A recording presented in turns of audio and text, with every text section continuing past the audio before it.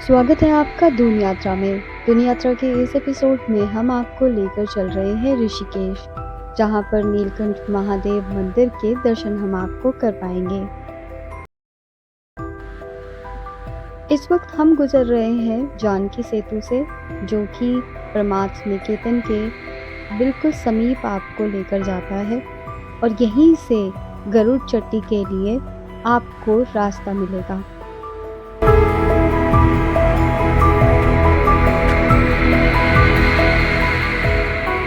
जानकी सेतु को जब आप पूरा कर लेते हैं, उसके बाद बिल्कुल सामने से ही एक रोड जाता है, जहां से सीधा होते हुए आप लेफ्ट साइड का रास्ता लेंगे नीलकंठ महादेव मंदिर के लिए।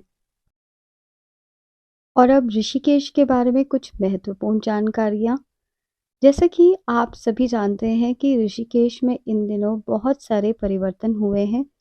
मार्केट आपको परमार्थ निकेतन के बाद बिल्कुल वैसा ही मिलेगा जैसा कि आप लोग हमेशा से घूमते आए हैं। रेस्टोरेंट्स हैं और आपकी ज़रूरत के अनुसार सभी चीज़ें उपस्थित हैं। अगर आप कहीं बाहर से आ रहे हैं तो यहाँ पर धार्मिक किताबें, मूर्तियाँ और इसी से संबंधित और सब कुछ आपको इस मार्केट में बड़ी आसानी से मिल जाएगा। यदि आप गंगा आरती का आनंद लेना चाहते हैं तो परमार्थ निकेतन में संध्या के समय गंगा आरती की जाती है, जो कि बहुत भव्य होती है। और अब हमेशा की तरह बारी है रास्ते की, गाड़ी की और साथ ही में ट्रैकिंग वाले रोड की। नीलकंठ महादेव मंदिर के लिए अगर आप प्रस्थान ट्रैकिंग के थ्रू करना चाहते हैं तो भी बड़ी आसानी से आप मंदिर के प्रांगण तक पहुंच जाएंगे। 13 to 15 किलोमीटर्स का ये सफ़र ट्रैकिंग का है, जो कि आपको तय करना है।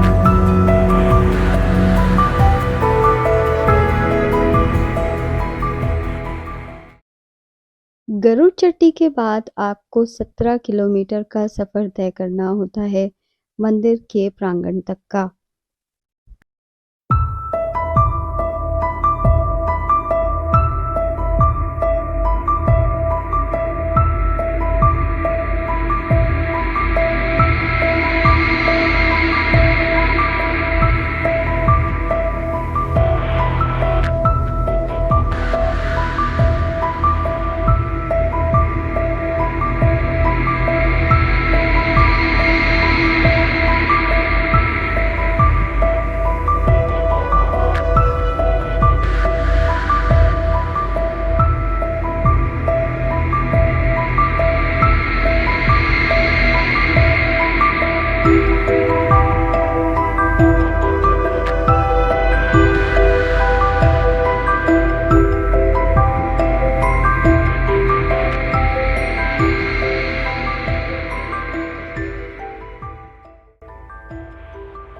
मंदिर के समीप आपको किसी भी प्रकार का कोई वाहन पार्क करने के लिए कोई अव्यवस्था नहीं मिलती है। सभी प्रकार के वाहन आप लेकर भी जा सकते हैं, जैसा कि मैंने बताया।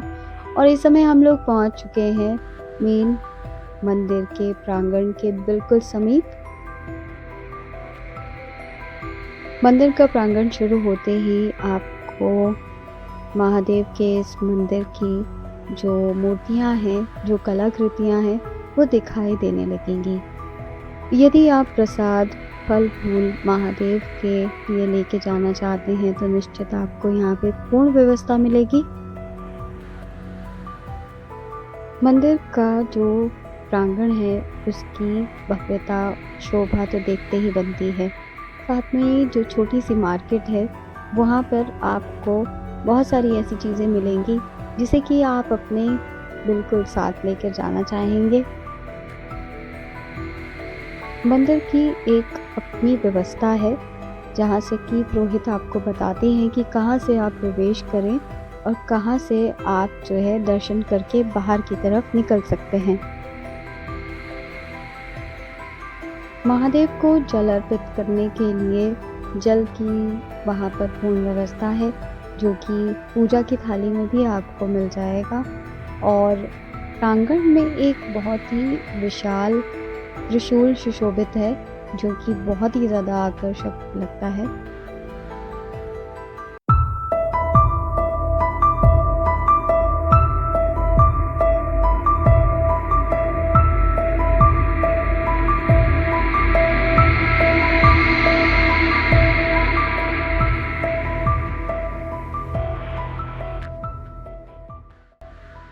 महादेव के इस मंदिर की प्रशंसा जितनी भी की जाए उतनी कम है। एक अलौकिक शक्ति आपको यहाँ पर महसूस होती है। जैसा कि सभी जानते हैं कि पुराणों में ये अंकित है कि महादेव ने जगत के कल्याण के लिए विष पिया था। उस विष की गर्मी को शांत करने के लिए यहाँ महादेव ने तपस्या की, और ये भी कहा जाता है और पुराणों में भी अंकित है कि हजारों साल तक महादेव यहाँ पर उपस्थित थे। और जब महादेव यहाँ से गए तो अपने पीछे एक ऐसा चिन्ह छोड़ गए जो कि शिवलिंग के रूप में आज भी यहाँ उपस्थित है। महादेव के मंदिर के दर्शन करने के कुछ नियम हैं। कहाँ से प्रस्थान करना है इसके बारे में आपको पुरोहित जी बताते हैं। और जो इस समय आप स्क्रीन पर दर्शन कर रहे हैं, ये है महादेव का वो अखंड धूना जो यहाँ पे सदैव ही प्रज्वलित रहता है। गंगा माँ के इस दर्शनों के साथ ही हम इस एपिसोड की करते हैं समाप्ति, इस वादे के साथ कि अगले एपिसोड में फिर से होगी मुलाकात। तब तक के लिए देखते रहिए डून यात्रा, और चैनल को सब्सक्राइब करना, कमेंट करना बिल्कुल भी मत भूलिए।